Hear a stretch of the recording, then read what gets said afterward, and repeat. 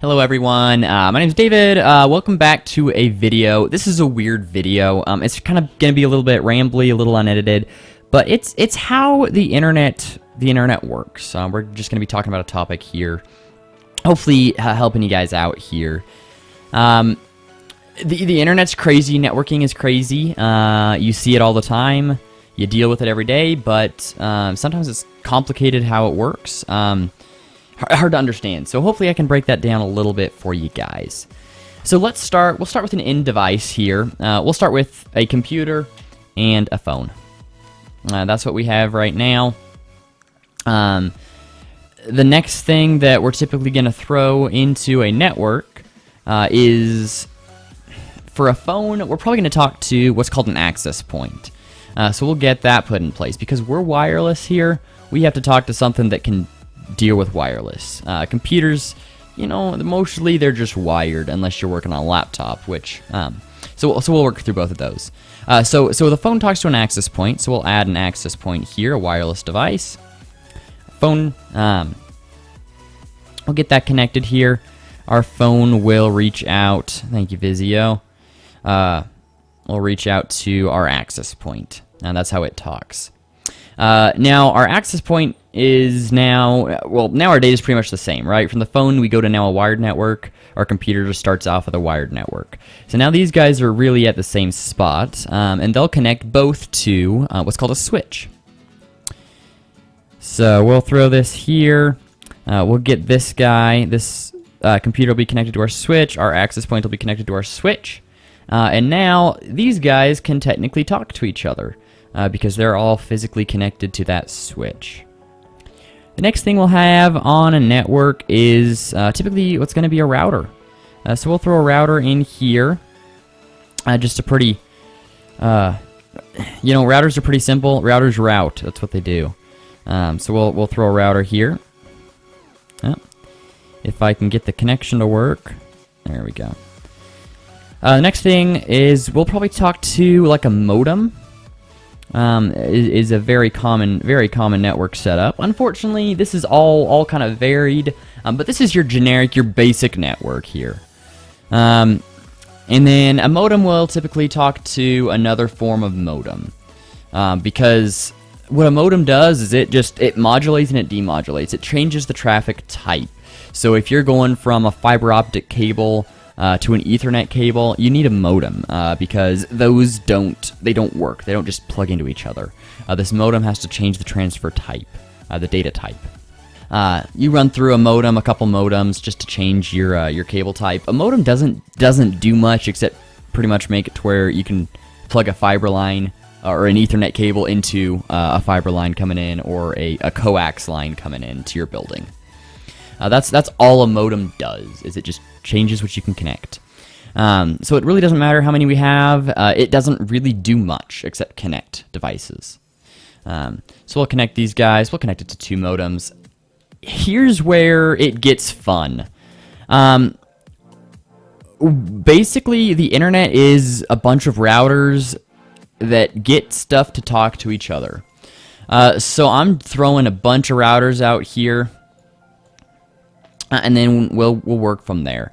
And all these routers are going to be interconnected somehow, but I'm not going to worry about connecting them in Vizio because the connections aren't super friendly. All we need to know, we get into a router network, a bunch of routers that make up the global internet, what we call the internet.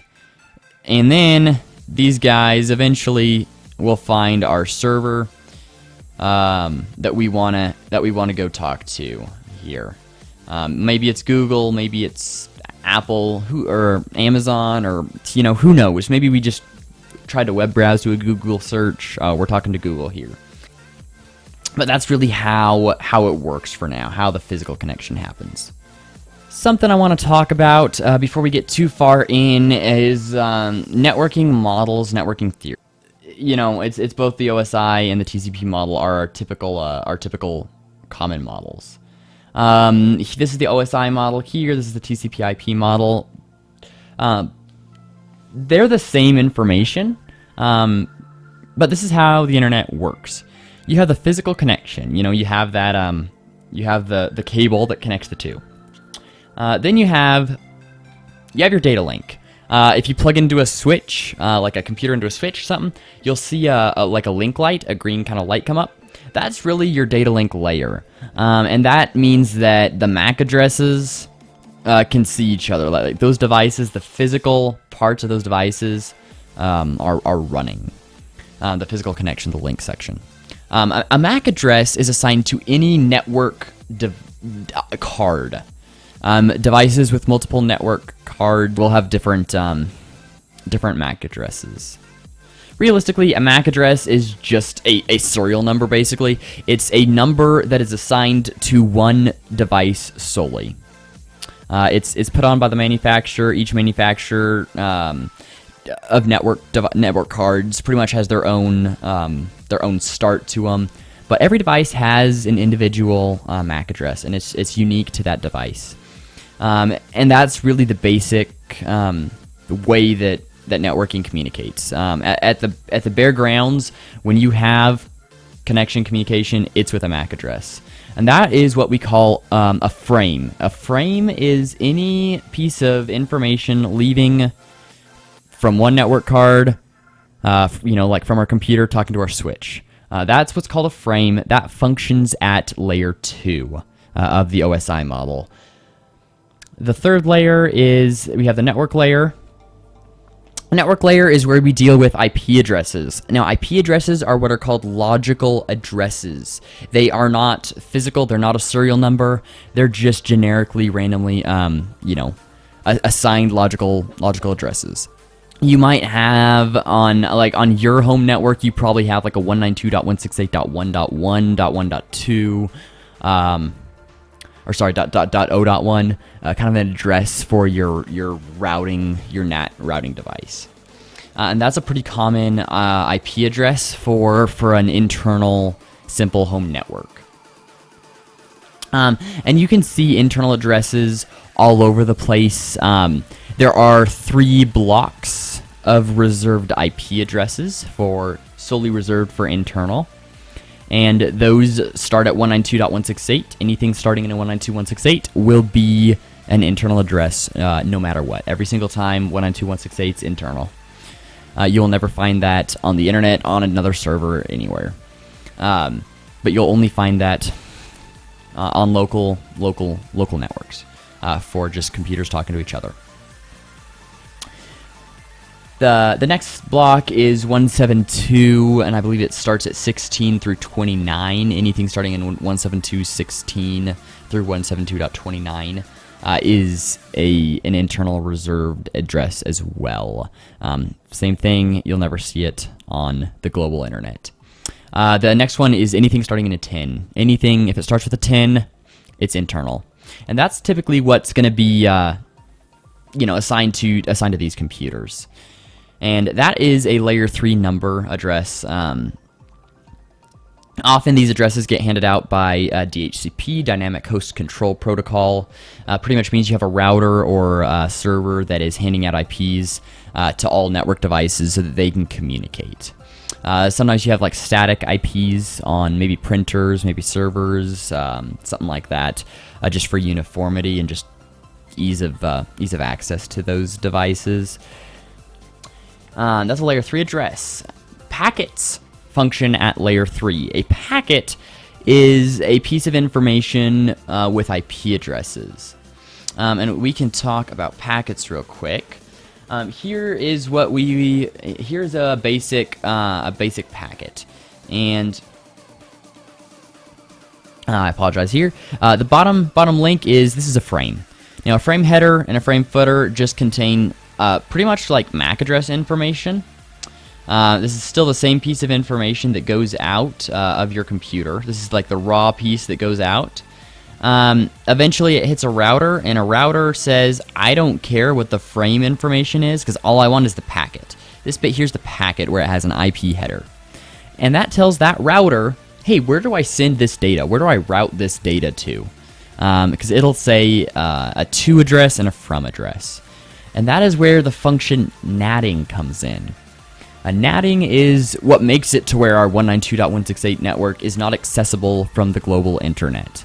We might have a completely different IP assigned to us from our internet provider, but inside we have a 192.168 address. Well, your NATing device, which is typically a router, it is going to pretty much replace the source address because you have a source IP in any kind of packet. That way you can get the response. If you don't have a source, when it hits Google, Google won't know where to send it, and your web page will not load because Google doesn't know how to get back to you. So you go out and you say, hey, this is me. I am this IP. I am looking for this bit of information. Google says, cool, here's this data back, and it sends it back to you with that source. With Google then is the source address for that packet. NATing replaces the source address on a packet with its own. So if your WAN IP is whatever, 254.254.254.253, technically can't be an address, but hey, whatever. There's our address. Our router, our NAT router, will throw that IP address instead of our 192.168.0.1 address. What that means is that Google can actually get back, because if Google sees a 192.168 address, it can't send it anywhere. A 192.168, that 172 address, and that 10 address that I mentioned earlier, they do not exist on the global internet. So if Google tries to send something to it, it will just get lost. It doesn't exist. What NATing does is it conserves public IP addresses, increases security, because that means that your device doesn't have a public IP. And it just makes it to where you can have a lot more devices and kind of segmented devices very, very easily. So after NATing happens, that packet at that point gets sent out with its WAN IP as the source. It gets to Google. Google sees it. Google responds back to the source IP. It hits that router coming in. That router looks at a log and says, hey, this belongs to 192.168.1.10, sends that packet on to 192.168.1.10, and your computer gets that data from Google. So that is how NATing works. Transport, again, transport over here is where we deal with software. So software has... any communication has a port number. For secure web browsing, it's typically 443 is going to be the server's address, server's port, sorry. For unsecure, you're going to have port 80. Different things have different generic port numbers that are assigned with them. Your email has some, if you use an email client like Outlook or Windows Mail, something like that, then you're going to be talking on those email ports. And transport, what that does is it basically says what software, what device, what software application you're actually talking to, you're trying to get to. When your computer sends out a request, it'll just pick a generic random port number that is above 1024. It's typically over 5,000. Port numbers range from 1 to 65,000, so there's a lot of them out there. Your computer just picks one, it sends out on that port, and then Google sends back to that port. When it sees that port coming back in, it knows that that piece of data goes to that application. So if you have a Google Chrome tab open, you have a transport session initiated with that website. So you have a port number that's associated with that. And you're talking to an IP on their port number. And that means it goes to the right page, it goes to the right application, it goes to the right Google Chrome window, and it doesn't go to your email application. So transport layer deals with those port numbers, which pretty much say what application or what software the data goes to. Application presentation in the session layers, as TCP IP model just kind of combines it into the application layer. It's really just what the software does with that data now that it has it. And in all honesty, it's not used in networking. Networking relies on these 4 layers and the understanding that there is a layer above that deals with what an application, what a piece of software actually does with that data once it gets it. All right, so let's go back to our model here. We talked about our router doing natting. So at that point, anything past, this router is going to be in the public section. It's the public WAN. Anything behind this guy is the LAN, local network, not wide network. Wide area network, local area network. Your local network, has a 192.168.172 or 10 address, and its devices talking to each other. When they try and go outbound, your NAT device, your NAT router, replaces your outbound traffic with its public IP, to where when you go through your modems, you go through your routers, you hit Google. Google sees that IP, it sends it back to your public IP, it hits that NAT, it looks through its NAT tables, it sees that packet going out, and it sends it back to the correct device. That way, this phone doesn't get the data that the computer should be getting. That NAT device, it keeps that record to make sure it sends it back to the right device. Transport layer makes sure that your right Chrome page gets the data sent by Google. All these routers, they connect using typically what's called RIP or OSPF. They are different larger scale routing protocols, what's called dynamic routing. Because let's say your internet provider owns this router here, and he owns a big public IP block, but then this guy also owns a pretty big public IP block. This is another internet provider, and this guy's another internet provider. Now, your internet provider cannot get directly to Google, right? Because Google uses a different internet provider. So you have to route what's called BGP between ASNs.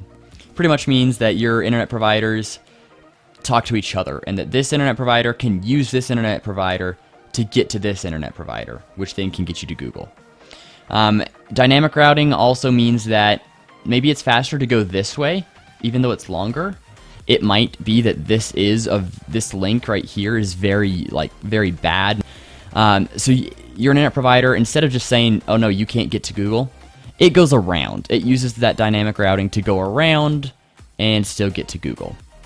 So that's kind of a brief how dynamic routing works. It's very complicated and very rarely used by an individual person. Typical protocols there are RIP and OSPF. Open Shortest Path First is what OSPF stands for. RIP is Route Interior Protocol, something like that. They use different ways. RIP pretty much says the fewest hop count gets there first, which would be this guy. OSPF says the shortest delay, so the quickest time. So if this guy has less latency, boom, you go this way instead of down with RIP. So they just are two different protocols that use two different things to try and balance out and get the most speed out of your connection. The most download speeds from Google, the quickest web page loading. So hopefully that gives you guys a better understanding of how the internet works in general, how stuff is transported, how internet packets and frames work. If you guys have any questions, feel free to leave them in the comments, and I'll try and address them. Also, feel free to join my Discord and ask them there. Networking is pretty complicated, but it's something I love and enjoy, and I'll answer any questions that you guys have to the best of my ability. Anyways, thanks for watching. Have a great day.